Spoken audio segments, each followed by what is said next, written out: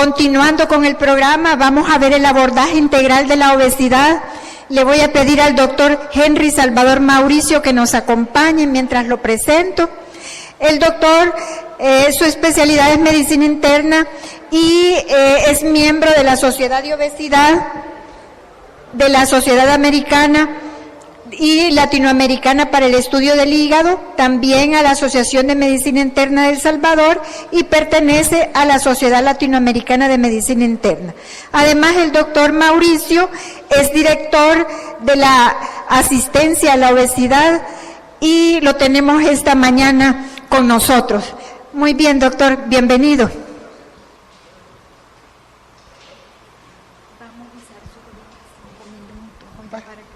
Perfecto, no hay problema.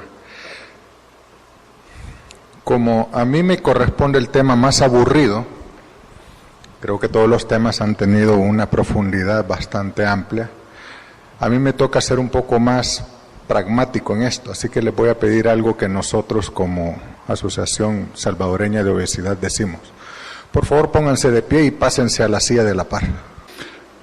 Aunque ustedes no tengan conciencia cuánto tiempo han estado sentados, esta es parte importante de una recomendación que tienen que darles a sus pacientes. En su trabajo no se acostumbren a estar tanto tiempo sentados.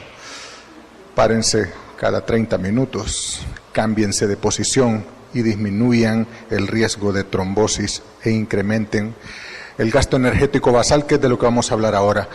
Otra cosa que quiero que sepan de esto es que recuerdan cuando nosotros hacemos presentaciones y ponemos al final datos para llevarse a casa o mensajes finales para llevarse a casa, pues desgraciadamente todas las diapositivas son para llevarse a casa en esta presentación, porque se necesita tanto de conocimiento de esto y es lo que todos tendríamos que hacer.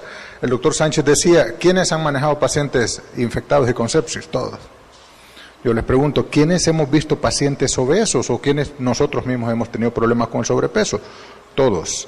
Pero si hacemos la pregunta, ¿quiénes de nosotros estamos manejando activamente, claramente, con guías, con metas a nuestros pacientes con obesidad? Les aseguro que muy probablemente ninguno de aquí estamos manejando a nuestros pacientes con obesidad. Ok, y siendo que es uno de los factores de riesgo más importantes que tenemos que manejar y todos los temas que hemos visto ahora tienen que ver con obesidad, diabetes, dislipidemia, hipertensión arterial, falla renal, sepsis, todo tiene que ver con obesidad. Entonces, para que nosotros sepamos qué es lo que venimos a hacer, es cómo manejar la obesidad. La obesidad no la puede manejar una sola persona, se necesita un equipo multidisciplinario y para eso no necesariamente todo el equipo tiene que estar en la clínica, podemos ir llamando a colegas.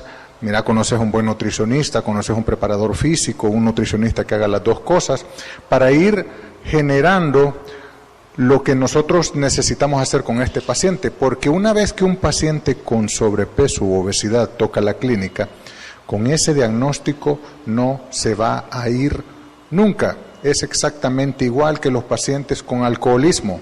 El paciente alcohólico se le enseña que él será alcohólico toda la vida, va a ser dependiente de alcohol toda la vida. El paciente con obesidad va a ser obeso toda la vida y sus controles son eternos. ¿Qué vamos a ver?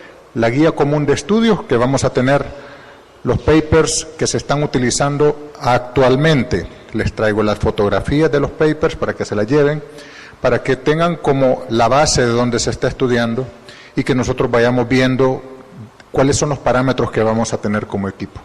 Los diagnósticos y la clasificación, el manejo de las comorbilidades, las proyecciones o metas que vamos a tener con los pacientes, el trabajo de los profesionales, el del nutricionista, el preparador físico, el psicólogo, el psiquiatra, y por último, los fármacos de otros especialistas que nos alteran la evolución de nuestros pacientes y los fármacos propios. Entonces, comenzamos con estos. Lo primero es la guía de práctica clínica de los endocrinólogos americanos. Es como la base de las definiciones y manejo de obesidad. Y otra parte muy importante es cómo va progresando el diagnóstico de síndrome metabólico y la clasificación. Como ustedes ya saben, síndrome metabólico es una definición que casi 2 o 3 años ya es diferente. Entonces, si se aprendieron las de hace 2 años, muy probablemente ya no es la misma definición. Hay que estarse actualizando con síndrome metabólico y dejarlo claro a todo el equipo. Los sistemas de estadiaje de obesidad también son importantes. El quedar solamente con que obesidad es índice de masa corporal es un concepto totalmente desfasado. Ya no podemos hablar de obesidad si nosotros no le enseñamos a nuestro paciente, usted tiene 4 grandes áreas que pesan en su cuerpo: el agua, el músculo, la grasa y el hueso. ¿Cuál estoy haciendo perder yo? Si perdió peso en este periodo, ¿qué perdió? ¿Perdió agua? ¿Perdió hueso? ¿Perdió músculo? ¿O perdió grasa? ¿Qué perdió? La evaluación, por lo tanto, de la obesidad, más allá del índice de masa corporal, es importante, y por lo tanto este paper es uno de los más importantes que hay que leerse. ¿Cuáles son las áreas corporales que tenemos que ir viendo en el paciente y pidiéndole a nuestro nutricionista o a nuestro preparador físico que le vaya cambiando al paciente para que tengamos una mejoría sustancial? Y estos 2 son los últimos, ¿verdad? Las guías de práctica clínica de la American Heart Association y de Obesity Society, que es donde pertenezco. Y quizás parte de lo que les traigo aquí es que si encuentran una guía en donde la doctora Apovian ha participado, esa guía es de leerse, se tiene que leer. Es una de las principales eminencias en The Obesity Society y es de donde más salen las guías de manejo actualmente. Y pues la de la Sociedad de Endocrinología para la práctica clínica del manejo de obesidad. Estas son como las cosas básicas. Ahora, en todo esto vamos a aprender qué es lo que tiene que ir haciendo cada uno de los profesionales. Y aquí lo que tenemos es parte de las tablas relevantes que tenemos que utilizar en nuestros pacientes. Pues lo que ya tenemos de base es el índice de masa corporal, que aún así no muchos lo manejan completamente. Y no es raro que llegue referencia de manejo por obesidad mórbida. Si usted sigue utilizando el término obesidad mórbida, déjeme decirle que está ya más que desfasado. Nadie está utilizando dentro del manejo de obesidad mórbida. El término mórbido, ya para los que se manejan desde del punto de vista de obesidad y que se quedan en la especialidad de obesología, ya es un término despectivo, no se debería estar utilizando por médicos. Entonces, las clasificaciones llegan hasta clase 3, si usted está utilizando obesidad tipo 4, no sé dónde lo está sacando. Ahora, cuando entramos a clase 3, que es todo arriba de 40, tenemos el grave problema que, bueno, que arriba de 40 es de 40 a 44.9, de 45 a 49, de 50 a 54 y más de 55. Entonces, ¿qué sucede con un paciente cuando está en obesidad clase 2 y lo queremos llevar a obesidad clase 1? Pues le enseñamos una tabla y le decimos, mire, va por aquí, va por aquí, va por aquí. Pero ¿cuál es el problema cuando tenemos un índice de masa corporal, por ejemplo, de 50? Y queremos ir haciendo que este paciente vaya teniendo ánimos, que va descendiendo. Si el paciente tiene 50 de índice de masa corporal, para que llegue a 40, faltará por lo menos 1 año y medio. Nunca avanza, doctor, ¿y cuánto me falta para llegar hasta ahí? Entonces se sugiere que tengamos nuestra tabla de clasificación. Nosotros, ahí en la clínica, lo que hemos hecho es, al más de 55, que son los más raros de encontrar, le hemos puesto 3D, y de ahí vamos bajando como que si estuviéramos en la misma clasificación, 3D, 3C, 3B, 3A, para que el paciente por lo menos vaya teniendo éxitos que cultivar y decir, bueno, bendito sea Dios, bajé uno más y bajé uno más. Pero si ustedes lo quieren bajar desde aquí hasta aquí, en 6 meses el paciente ya no regresa a la clínica. Aquí también está parte importante en cuanto a decir, bueno, si no quiere que lo clasifiquemos solamente en base al índice de masa corporal, ¿qué más tendríamos que hacer? Pues acostumbren al paciente de que hay otros factores que determinan el riesgo y la clasificación de esta obesidad. 102 centímetros y 88 centímetros, tanto para hombres como para mujeres, a nivel de cintura, es importante aprenderse esos dos números, 102 y 88. Porque esos dos números, una vez que se sobrepasan, cambian el riesgo del paciente. Por ejemplo, fíjense que el paciente tenga solamente sobrepeso y sea del sexo femenino y ya tenga 90 centímetros de cintura. Su riesgo de cintura es alto. Es decir, el riesgo de tener cualquiera de las enfermedades que vamos a ver en la otra diapositiva ya es alto. Si tiene obesidad clase 1, ya los que tienen obesidad clase 1 y tiene una cintura arriba de 88, ya el riesgo es muy alto, sin necesidad de tener obesidad clase 3. Entonces, la circunferencia de cintura es muy importante para que nosotros podamos definir si este paciente solamente tiene obesidad o lo vamos a clasificar de otra forma. Y estas 12 enfermedades, estas 12 patologías son importantes buscarlas. Es como la norma, ¿verdad? Tratar de definir, ok, le encontré índice de masa corporal alto y le encontré cintura alta. Sí o sí tiene alguna de estas.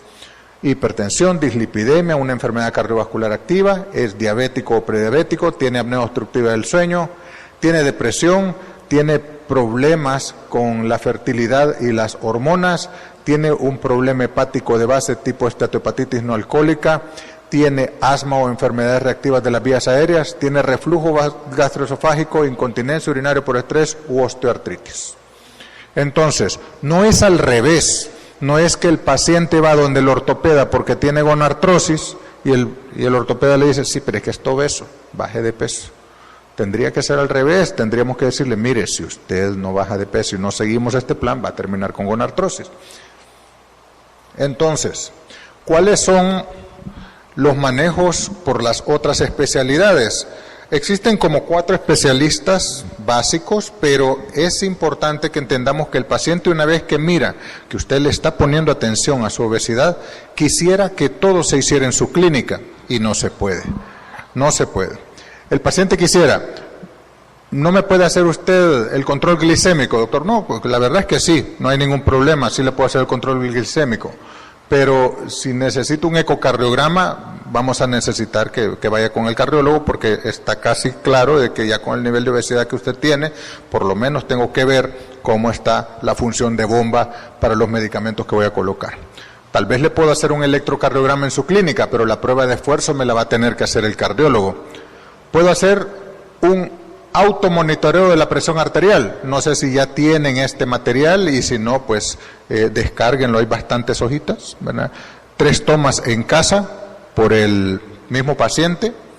El AMPA lo puede hacer usted, pero el MAPA me lo tiene que hacer un cardiólogo.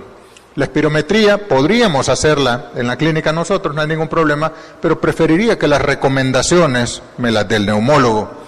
El manejo de las hormonas tiroideas posiblemente se lo pueda hacer yo, pero si estamos hablando de testosterona y ciclos ováricos, preferiría que el ginecólogo, el obstetra y el endocrinólogo me digan qué es lo mejor para hacer. La elastografía hepática podré dejarla yo, pero el manejo de la fibrosis hepática mejor se la mando al doctor Giovanni Avelar y si no, él que me la mande a mí. Y ni cuenta se da. Y la varices esofágica voy a necesitar que el gastroenterólogo me las clipe. La gonartrosis voy a necesitar que el ortopeda lo haga, la depresión que me la maneje el psicólogo y el psiquiatra, e igual que la ideación suicida. Y el manejo de obesidad con ideación suicida es parte de la clínica normal de obesidad. Por lo tanto, estas otras 10 especialidades también son importantes para el manejo del paciente con obesidad. Siempre el paciente va a pasar por ellas. Entonces, aquí están los 4 principales. Aquí estamos nosotros. Está el dietista nutricionista, está el psicólogo y está el de actividad física. Nosotros en nuestro caso lo que hicimos fue que a nuestro dietista le dijimos, hey, te pagamos una especialización en preparación física, ahí en el INDES la dan. Y el doctor, de veras, sí, te la pagamos. Ahora tenemos dietistas como preparadores físicos, 2 pájaros de un tiro. ¿Por qué es importante? Porque el dietista y el preparador físico se tienen que comunicar, porque la cantidad de gasto energético es diferente para cada ejercicio que van haciendo. Y si después de 6 meses la intervención es efectiva, pero el paciente no baja peso, entonces le toca cirugía bariátrica. Ok, esta diapositiva es mucho más larga de lo que ustedes creen. El primer punto, ¿cuál es el problema con el manejo de obesidad? El problema es que los que mandamos parece que no mandamos. ¿Quiénes son los que manejan la obesidad más que todo a nivel mundial? Los estéticos. Decíamos en el Congreso de ASOBE, de la Asociación Salvadoreña de Obesidad, que se llevó a cabo ayer y antier, ahí está en Facebook por si lo quieren ver, decíamos que es una pena que el Consejo Superior de Salud Pública tenga dentro de los requisitos técnico-administrativos de las clínicas de pérdida de peso bandas frías, camillas para masajes, closet para toallas. Por Dios, ¿cómo vamos a tener como requisitos técnicos administrativos que a nuestros pacientes con obesidad nos los vayan a sobar y a poner bandas? Entonces, pero también es culpa nuestra, hemos dejado que nosotros nos ganen el manejo de obesidad los estetistas. Y es que el manejo de obesidad no tiene que ser un programa estético. El paciente llega y encuentra una cosa totalmente diferente, encuentra fármacos para la obesidad, encuentra reducciones de sus tratamientos para la presión arterial, un médico que realmente le dice ya no va a utilizar esta cantidad de insulina, sino que vamos a utilizar menos. Por Dios, ¿en dónde había escuchado eso? Ya no va a utilizar esta pastilla para la obesidad, para la presión, vamos a utilizar menos. Entonces, eso es importante, que usted se diferencie de los programas estéticos y actúe realmente como un médico que quiere manejar la obesidad. Para eso hay que definir la meta en base a una complicación. Bueno, le acabo de encontrar por lo menos 3 patologías. No es raro que diagnostiquemos obesidad y debajo de esa vaya hipertensión, dislipidemia, gonartrosis, síndrome de apnea obstructiva del sueño, prediabetes, hiperuricemia, hígado graso. Van a ser los diagnósticos de base de ese paciente. 8 a 9 diagnósticos en la primera consulta y solo iba a ver cómo estaba el paciente. Ahora, cuando yo inicié a estudiar obesidad, yo decía, si solo el 5% baja, y creo que a mí ya se me quitó esa parte, pero yo creo que ustedes han de tener la misma impresión en ese momento. Las metas son comenzar a hacer la pérdida del 5%, y esta meta es muy importante, porque es la meta que más se mantiene a 2 años. Después va la meta del 10% de pérdida y luego va la meta del 15 al 20% de pérdida. Estas metas, solo estas metas son un tema totalmente aparte. Al reducir el 5% más, ya comenzamos a reducir la incidencia de que el paciente prediabético se convierte en diabético. Al llegar a la meta del 10%, resolvemos el hígado graso, y si lo tenemos entre el 10 y el 15%, la fibrosis hepática, es decir, llegar a la recurrencia de cirrosis, también es posible reducir la posibilidad, y del 15 al 20% la remisión de la diabetes, es decir, que podríamos tener este paciente sin hipoglicemiantes orales o sin insulina. Ahora, para poder lograr esto, ¿qué se requiere? Enseñarle al paciente que hay una velocidad de descenso. Para esto es importante que el psicólogo esté con nuestro paciente. ¿Alguno de nosotros tiene prisa en ganar peso? ¿Verdad que no? ¿Verdad que nadie de nosotros está, yo el otro mes realmente quisiera tener 30 libras más, ¿y cuánto llevo? Ya llevo. Nadie. Es más, nadie sabe en qué momento comenzó a ganar peso y comenzó a ganar tanto. Es una pregunta muy difícil de responder por el paciente. Entonces tenemos que enseñarle al paciente con nuestro psicólogo que la velocidad de descenso es algo que tiene que ir tranquilizándolo, porque la ansiedad de descenso también hace que gane peso. Y esto tiene que ver con la leptina, y lo vamos a ver en otra diapositiva. Los cambios graduales en el gasto energético basal. Mire, dice la definición de la Organización Mundial de la Salud que usted me tiene que hacer 150 minutos de actividad física a la semana. Y si esa actividad física es leve, pero si es alta puede hacer solo 75 minutos. 2 semanas les va a durar el paciente si los mandan a hacer eso. Les va a llegar con una lesión en la rodilla, se fracturó la cadera, una lesión tendinosa, hizo una lesión de los tendones de la planta del pie, hizo una fascitis plantar y ese paciente ya no va a volver a hacer ejercicio nunca. Y les va a decir, lo intenté, pero me lesioné. Entonces hay que ir haciendo cambios graduales y esos cambios graduales nosotros debemos de tener herramientas y se las traigo ahora. Los controles periódicos es otra cosa que diferencia la consulta habitual. ¿Cada cuánto dejamos al hipertenso? 3 meses, 4 meses. ¿Cada cuánto dejamos al obeso? A los 15 días. 15 días, ahora 15 días, otra vez 15 días, 15 días, 15 días, durante 2 años. Son consultas largas, fatigan y requiere estar bastante tiempo con el paciente. El tiempo en clínica, los pacientes a las clínicas de obesidad llegan a las 7 de la mañana y se van a las 12 del mediodía. Son largas.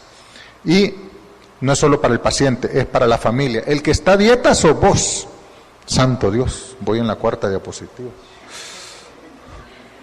Ok, el que está a dieta sos vos. Entonces, aquí están las desviaciones, los estudios de leptina, insulina y grelina. Esas 3 hormonas son importantes. En términos generales, para que me alcancen 5 minutos, es que leptina es la hormona que nos quita el apetito, es decir, nos hace mantener delgados. Pero en los pacientes que ustedes los hacen perder peso demasiado rápido, o estos pacientes que dicen, voy a ir al gimnasio y me voy a dar chicharrón todos los días, se ponen una bolsa de plástico y salen a correr a las 12 del mediodía y andan como que son locos en todo San Salvador, deshidratándose. ¿Qué es lo que logran? Reducciones permanentes de leptina que ya no les va a permitir bajar peso nunca.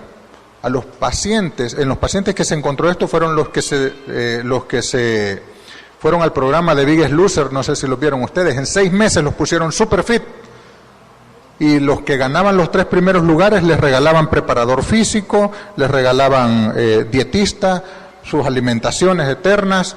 ¿Y cuál fue la sorpresa? Después de 6 años los pacientes estaban hasta un 30% más obesos de cuando comenzaron el programa, haciendo todo lo que hacían en el programa. ¿Y cuál fue el problema? Generaron un problema de readaptación de leptina que les arruinó el metabolismo durante toda la vida. Ni con cirugía bariátrica los mejoraban. Entonces, para eso les traigo esto, el Body Weight Planner. Búsquenlo, es del Instituto Nacional de Salud de los Estados Unidos y es precioso. Ustedes le van poniendo el peso, el sexo, la edad, la talla y solo este cuadrito de aquí es un tema para pasar 3 horas y media para que ustedes lo entiendan. Cómo calcular el nivel de actividad física de este paciente y cómo pasar esa actividad calculada a una fórmula de gasto energético basal y ya se lo llena él. Ustedes aprietan este botoncito y le hacen las preguntas que ahí dice, ¿usted hace esto? No.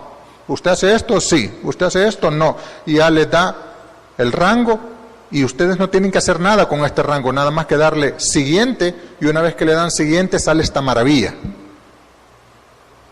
Le dan siguiente y ya les dice, ok, desde esta fecha hasta esta fecha el paciente tiene que perder tanto y de ahí les va a entrar en una meseta y les dice todo. Les dice cuánto es el peso inicial, cuánto es la grasa inicial, el índice de masa corporal inicial.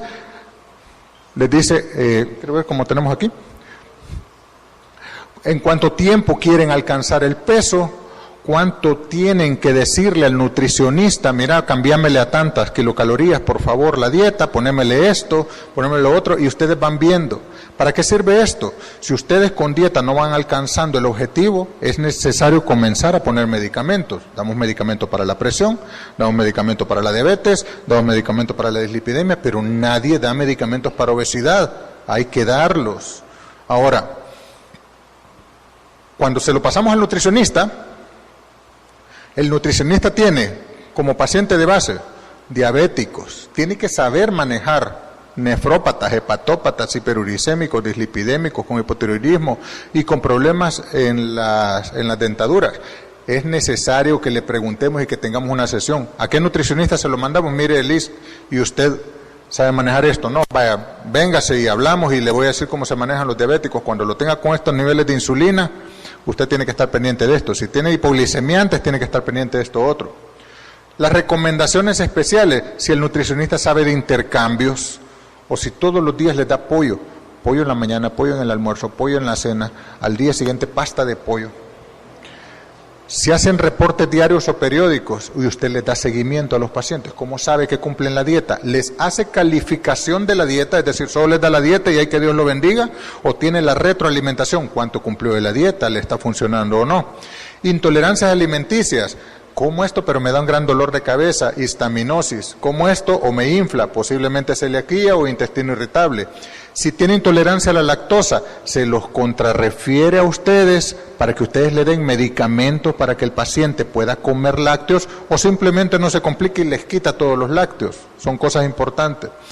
Hábitos, si el paciente solamente cena y si él le va enseñando cómo hacer los tiempos de comida, si ha tenido dietas previas, cuántos tiempos de comidas nuevos le va a dejar al paciente, si va a trabajar con 3, con 5, los tipos de preparaciones que hace ese nutricionista, si también utiliza batidos, purés y sólidos. Y el gran ausente de todo plan de manejo de peso es el preparador de alimentos. ¿Quién prepara la comida de este paciente? En la misma casa por otra persona, la esposa, un familiar, la mamá, o en la casa se lo prepara él, o lo compra en la calle con un ambulante, o en la calle con alguien fijo, comidas rápidas o servicios personalizados. La recurrencia de las consultas que va a tener el nutricionista, cada cuánto lo va a ver, si le va a quitar a usted la consulta de 15 días y se la va a agarrar él, y la comunicación con el preparador físico para ir cambiando en base a la actividad. Y esto se supone que es lo que le va a decir el preparador físico, ya lo hablamos, que esto no debería de hacerse de una sola vez. ¿Por qué? Porque alcanzar esto de una sola vez es imposible. ¿Qué se hace? Se hace esto. Esto es lo que se hace. Se le dice, ok, ¿cuánto más o menos usted tendrá de actividad física? No, fíjate que yo no hago nada, o sea que usted hará tal vez 5,000. Ahora con los podómetros, con los smartwatch, ya sabemos cuánto anda. Esto incluso es mentira. Aquí los que estamos, tal vez con fe, yo digo que ustedes y yo hacemos 1,200 pasos al día. 1,200. Llegar a los 5,000, ya midiéndolo con el smartwatch, ya es ponerse a estar paradito cada 30 minutos y hacer otra cosa. Y se le va llevando poquito a poco, y estos niveles de actividad física son los que estaban allá en la otra tabla, que uno va viendo cuánto y les pone en base a esto un puntaje, y de ahí lo pasa a las tablas de gasto energético basal para saber cuánto va a calcular. Imagínense todo lo que les quita las cosas. Ahora, el psicólogo, ¿qué es lo que tiene que ir haciendo? Lo que les dije. Tiene que hacer 2 módulos, uno de motivación y otro de psicoeducación. Tienen que saber ustedes si su psicólogo lo maneja. Si no lo maneja, tómenle foto a esto, descárguenlo y díganle, mire Lick, vamos a trabajar pacientes obesos. Léase esto, por favor, es un librito de cómo llevar al paciente con obesidad, tiene pocas páginas y nos ponemos de acuerdo. Las intervenciones básicas que les dice, cómo tener el autocontrol, la reestructuración cognitiva, porque es una terapia cognitivo-conductual, los focos de trabajo en el paciente, el desarrollo de las otras actividades y el seguimiento y la evolución del paciente mismo. Y el psiquiatra, los medicamentos para pérdida de peso están relacionados con depresión y tienen que verlo. Tiene que ver si el paciente con obesidad va a necesitar ansiolíticos, antidepresivos, moduladores del afecto, y las intervenciones básicas son en las evaluaciones de ansiedad, depresión, bipolaridad, problemas de sexualidad. Los pacientes obesos se dividen en 2, masculino y femenino, es decir, así se define el manejo de obesidad como masculino y femenino, y la sexualidad en el masculino y femenino se tiene que diferenciar en obesidad. ¿Por qué? La mujer con obesidad tiene síndrome de ovarios poliquísticos, mortinatos más frecuentes, tiene macrosómicos más frecuentemente, niños hipotiroideos más frecuentemente. Entonces, y en el hombre los problemas son pene pequeño o sumido dentro de la grasa, testículos pequeños, problemas para la erección. Entonces, esos problemas de sexualidad me las tiene que ir manejando el psiquiatra con la identificación de riesgo de suicidio y la proyección que este paciente vaya a tener. Los fármacos anexos, lamentablemente no se los puedo decir uno por el tiempo, pero los fármacos anexos, neurolépticos, antidiabéticos, hormonas esteroidales, antidepresivos tricíclicos, ISRS, otros estabilizadores del ánimo y anticonvulsivantes, todos ellos son medicamentos proobesógenos. Entonces, la gran mayoría les van a dar incremento en el peso. ¿Cuál es nuestro trabajo? Mira, viejo, hazme un favor, ¿crees que me los podrías cambiar por lo menos por unos que ni me lo modifique mucho, sino que me lo deje con el trabajo normal? Pero si me pudieras hacer el favor de pasármelos a estos, yo te agradecería mucho.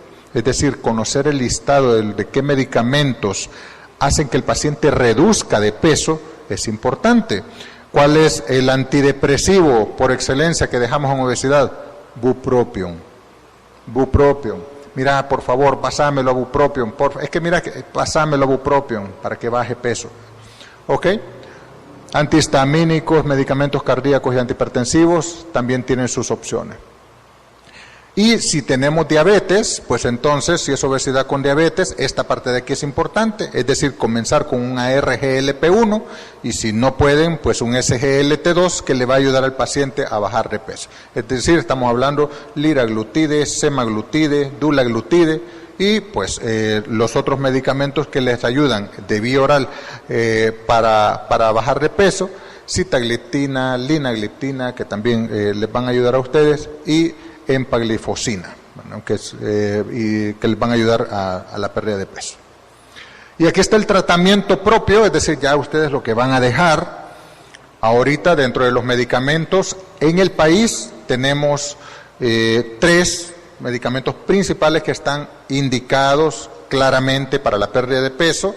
La combinación fentermina-topiramato es la que está como en el top de la pérdida de peso. Tienen ciertos efectos adversos que tienen que leerlo. Fentermina sola y Wellbutrin, perdón, bueno, ya lo dije, que es el antidepresivo, bupropion. Bueno, entonces, bupropion, fentermina topiramato y fentermina sola son los 3 únicos. Cuidado con las combinaciones que traen hormonas tiroideas, con las combinaciones que traen benzodiazepinas, cuidado. También están los que reducen la reabsorción de colesterol, que los podemos utilizar. Aquí se vende el Orlistat sin ningún problema y se utiliza para la pérdida de peso. Estas son las pérdidas de fentermina topiramato. Fíjense ustedes, si utilizamos fentermina sola con 7.5 miligramos, estamos alcanzando esto, fentermina sola, dando la misma dosis fentermina topiramato, la misma dosis de fentermina, se obtiene doblar prácticamente la pérdida de peso, y si damos fentermina de 15 miligramos, prácticamente obtienen el doble de la pérdida de peso que le dan. Es decir, que si van a dar fentermina, preferiblemente combinada a sola, salvo ciertas características.